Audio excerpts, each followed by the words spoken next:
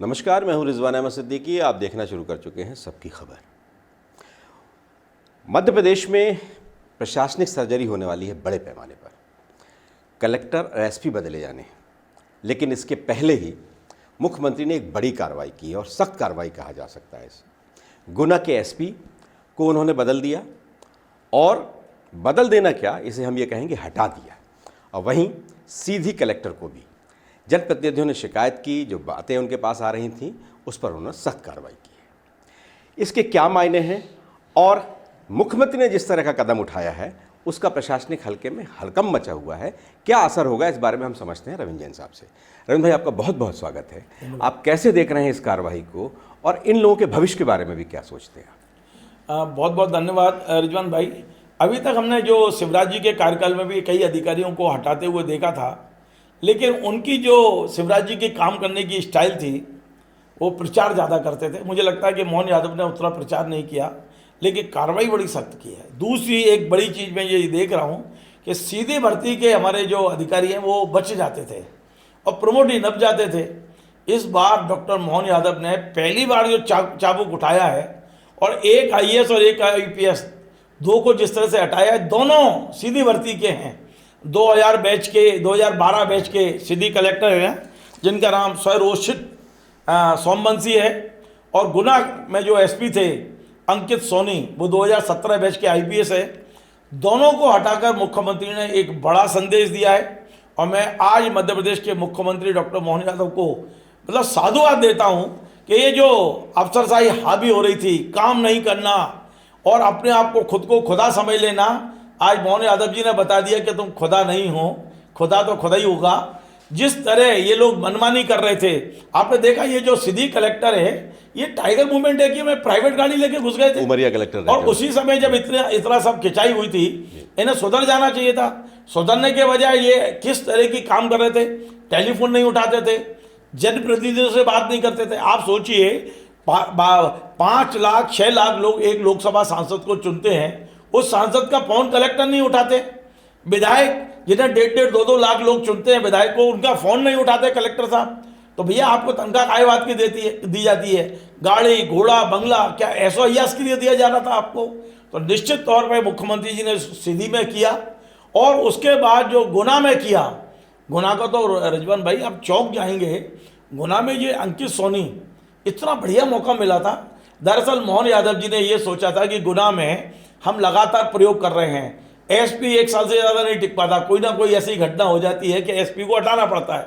तो बड़ी उम्मीदों से अंकित सोनी को भेजा था, सीधी भर्ती का अधिकारी, पहला जिला मिला था एसपी के रूप में। वो चाहते तो झंडे गाड़ते पूरे मध्य प्रदेश में। अंकित सोनी की छवि बेईमान की और भ्रष्ट की नहीं है, ये मैं आपको क्लियर कर दूं।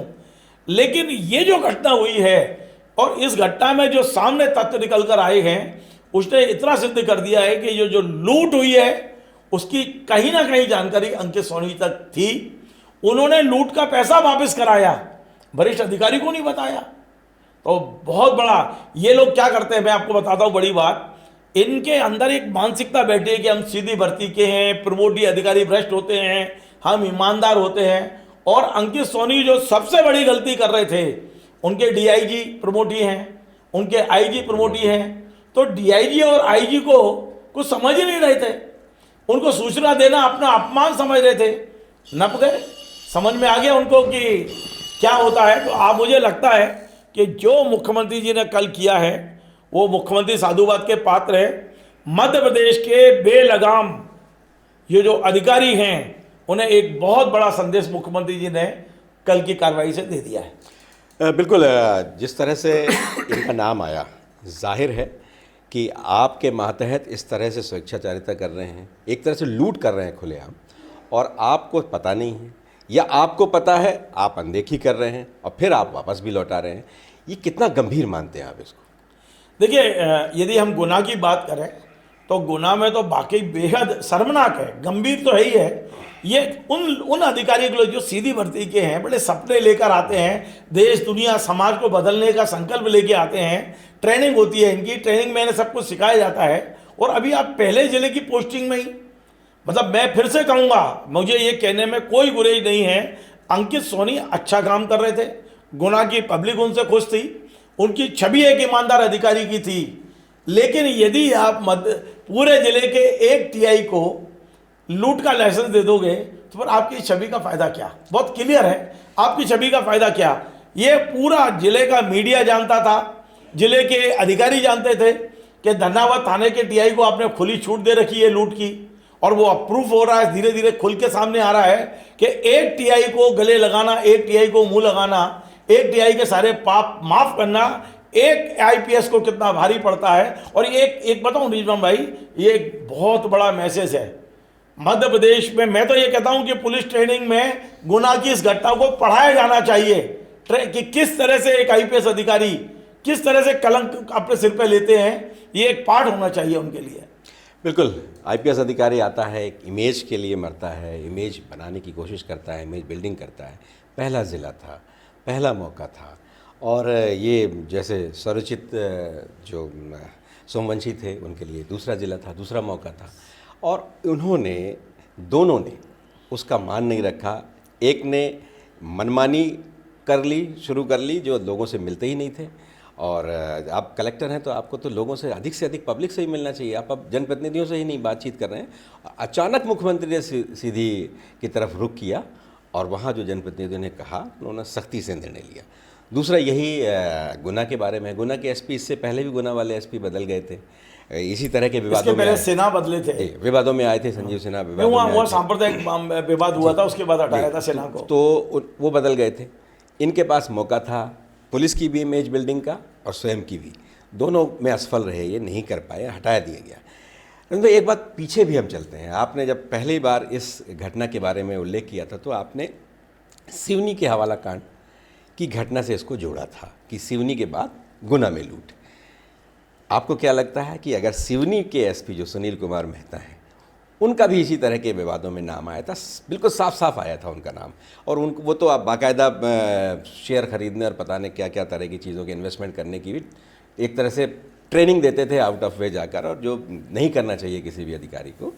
तो लेकिन उन पर कार्रवाई नहीं हुई, उनके रसूख और बाकी तरह की चीज़ें, उनके जो संबंध, पारिवारिक संबंध है, उसकी वजह से कार्रवाई नहीं हुई। अगर ये कार्रवाई उस समय हो गई होती तो शायद अंकित सोनी जैसे लोग को ये समझ पैदा हो गई होती कि नहीं बच हो गया है। इनको लगा कि मातहत करेंगे, कार्रवाई उन पर हो जाएगी और बच जाएंगे। देखिए, बिल्कुल आपका कहना सही है कि उस समय सुनील मेहता को हटाना चाहिए था, क्योंकि सुनील मेहता को सब पता था। लेकिन पता नहीं क्यों बचाए गए और अंकित क्यों हटाए गए, ये दोनों चीज़ें तो अब सरकार को देखना है।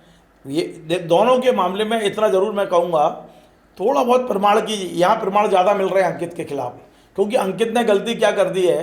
अंकित ने बाद में जब ये खबर हमने चलाई और हमने अधिकारियों को बताई, तब अंकित ने स्वीकार कर लिया बड़े अधिकारियों से, हाँ गुजरात से फ़ोन आया था, मुझे ये कहा गया था, फला फला आईपीएस का फ़ोन था, तो मैंने वो पैसे वापस करा दिए।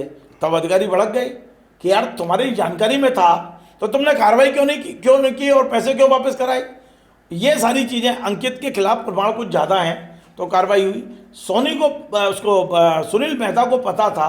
मैं आज भी बोलूँगा कि यदि वाकई उस समय सिवनी एसपी को हटाया जाता तो गुना के एसपी ये सब देखकर कम से कम सतर्क जरूर रहते। इस तरह की नज़ीर बनती सारे लोगों को। और रविंद्र भाई, बहुत मुश्किल से ये मौका मिलता है और बहुत यश मिलता है परिवार को, सारे लोगों को बहुत यश मिलता है और शान बढ़ती है पूरे परिवार की, पूरे परिवार क्या, पूरे शहर, ज़िले, मोहल्ले, घर, सबकी शान बढ़ती है।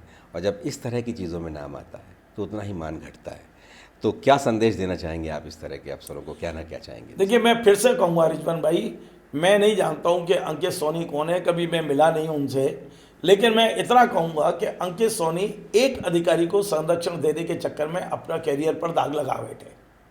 मैं आज भी नहीं कह रहा हूँ कि उन्होंने पैसे लिए होंगे, लेकिन उनकी जानकारी, ये लूट उनकी जानकारी में आने के बाद जब उन्होंने कार्रवाई नहीं की तो फिर ये माना जाएगा कि क्या उस लूट में आप शामिल थे।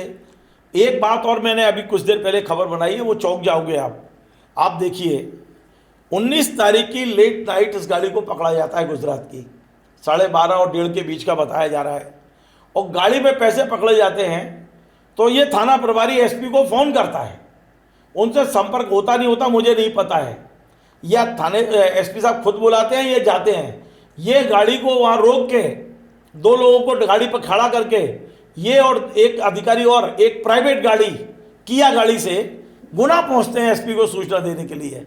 आप सोचिए, लूट हो रही है, लूट की सूचना एसपी को दी जा रही है। अभी इसकी जांच हो रही है, इस पे जांच में क्या क्या तथ्य आएंगे, क्या छुपा लिए जाएंगे, क्या बताए जाएंगे, लेकिन इतना तय हो गया है, मेरे पास सूचना है कि लूट के तत्काल बाद खुद थाना प्रभारी प्रभात कटारे और वो कौन, क्या नाम है, सैयद साजिद हुसैन, ये दोनों प्राइवेट गाड़ी से गुना पहुंचे हैं। अब गुना एसपी को मिलने गए हैं, किसी को और सूचना देने गए हैं, और उसके बाद ये 20 लाख रुपए लूटे गए हैं। तो ये जो कुछ हुआ है ना, ये बड़ा चौंकाने वाला है। और मैं इतना ज़रूर बोलूँगा, देखिए रिजवान भाई, हम ये बड़ा महत्वपूर्ण कार्यक्रम बना रहे हैं। हम डॉक्टर मोहन यादव जी की आज बहुत बुरी बुरी प्रशंसा कर रहे हैं, लेकिन हम उनसे उम्मीद करते हैं कि ये ठहर मत जाना, यहाँ रुकिए मत। मध्य प्रदेश के 9 करोड़ लोगों को आज आपने राहत की एक छोटी सी टैबलेट दी है, इससे एक राहत मिली है। आपने 2 अधिकारियों को नहीं हटाया है, मध्य प्रदेश के लोगों के घाव पे मल्लम लगाया है। लोग अधिकारियों से दुखी हो चुके हैं, सच बताऊं मैं आपको। ये जो अधिकारी खुद को खुदा समझने की गलती कर रहे हैं, अब आपको 2-2.5 साल हो गए, अब तो आपको समझ में आ गया कि कौन अधिकारी कैसे हैं, जनता क्या चाहती है। अब आप नए नहीं हैं, अब परिपक्वता है। मुझे लगता है कि कल डॉक्टर मोहन यादव ने ये सब करके संदेश तो दिया है पूरे मध्य प्रदेश में। ये कार्रवाई यदि उन्होंने जारी रख ली तो मध्य प्रदेश की जनता उनको बहुत याद करेगी। बिल्कुल, धन्यवाद रविंद्र भाई, बहुत महत्वपूर्ण जानकारी आपने की। अंकित सोनी ने गलती की है और गंभीर गलती की है, और बदनामी उन्होंने मोल ले ली है। पैसा थाना प्रभारी ने उनके लिया या किसने किसने लिया, कौन कौन शामिल है, तो जांच का विषय है। पर थाना प्रभारी ने तो ये कृत्य किया ही है, लेकिन पैसा लौटवा देना और उस पर कार्रवाई ना करना, ये गंभीर कदाचरण है। और जो कम से कम इतने पढ़े लिखे आप जैसे नए नौजवान अफसर को तो कतई नहीं करना चाहिए, उसका आपने खामियाजा भी भोगा। न जाने अब आपको कब इस तरह का मौका मिलेगा एसपी बनने का, मिलेगा भी कि नहीं मिलेगा, अब ये भी संशय की स्थिति है। और जाहिर है जांच के छींटे आप पर ज़रूर पड़ेंगे, इसलिए कि जिस तरह की भी चीज़ें वहाँ से अधिकारी गुना तक आए, किससे मिले, क्या मिले, कहाँ क्या रखा, क्या दिया, फिर कहाँ से क्या लौटाया गया, ऐसे बहुत ढेर सारे सवाल तैर रहे हैं और बहुत लोग दावा भी कर रहे हैं इसके। और वही जो कलेक्टर साहब हैं सीधी के, मुख्यमंत्री से लगातार जनप्रतिनिधि शिकायत कर रहे थे, मुख्यमंत्री ने स्वयं इसको समझा, सीधी पहुंच गए, और जो कुछ उन्होंने किया, जो कुछ सुना, फिर उस पर जो कार्रवाई की, उसकी सब जगह तारीफ हो रही है। लेकिन सिवनी वाले मामले में भी अगर कार्रवाई हो जाती तो शायद अंकित जैसे लोगों को सबक मिल जाता। लेकिन ये सबक सिर्फ एक चीज़ से नहीं मिल पाएगा, ये निरंतर चलने वाली, निरंतर इस तरह की चीज़ों पर कार्रवाई करने या इस तरह की हिदायत देना बहुत ज़रूरी है। एक सीएस ने कह दिया था कि मुख्यमंत्री कहते हैं कि सारे कलेक्टर भ्रष्ट हैं, बिना पैसे, बिना लेन देन के काम नहीं करते। अब वहीं एक एसपी, ये दूसरे एसपी हैं जिनके क्षेत्र में इस तरह से सीधे पैसे की लूट हो गई। तो ये सब चीज़ों से बचना चाहिए, अधिकारियों को भी ये समझ में आना चाहिए और उन्हें समझ लेना चाहिए कि ये मोहन यादव की सरकार है। लेकिन बहुत तरह के ऑनलाइन गेम, सट्टा, नशा, न जाने किस किस तरह की चीज़ें जिसमें पुलिस की संलिप्तता का लगातार मध्य प्रदेश की पुलिस बदनाम हो रही है। इस तरह की चीज़ों में अगर इस तरह की चीज़ों में भी सख्ती हो, सख्त हिदायत दी जाए तो जाहिर है पुलिस की इमेज भी बेहतर होगी, प्रशासन भी बेहतर चलेगा और मुख्यमंत्री को तो उसका लगातार फ़ायदा होगा ही। अब नए सिरे से प्रशासनिक जमावट होने वाली है जिसका ध्यान इसमें ज़रूर रखा जाएगा, ऐसी हम उम्मीद करते हैं। अगर आपको हमारा ये कार्यक्रम पसंद आए तो आप इसे लाइक कीजिए, कमेंट कीजिए, शेयर कीजिए और हमारे चैनल को सब्सक्राइब अवश्य कीजिए। धन्यवाद। Join the next be the best, Bundelkhand का सबसे विशाल और आधुनिक विश्वविद्यालय ज्ञानवीर यूनिवर्सिटी। ये सिर्फ एक यूनिवर्सिटी नहीं, ये है आपके सपनों का लॉन्च पैड। यहाँ मिले आपको smart classrooms, modern campus, updated labs और एक्सपीरियंस्ड फैकल्टी। हर स्टूडेंट को मिलता है कॉन्फिडेंस, ग्रोथ और एक ब्राइट करियर का प्रॉमिस। नए सेशन के लिए एडमिशन ओपन है, तो इंतजार कैसा? आज ही कांटेक्ट कीजिए।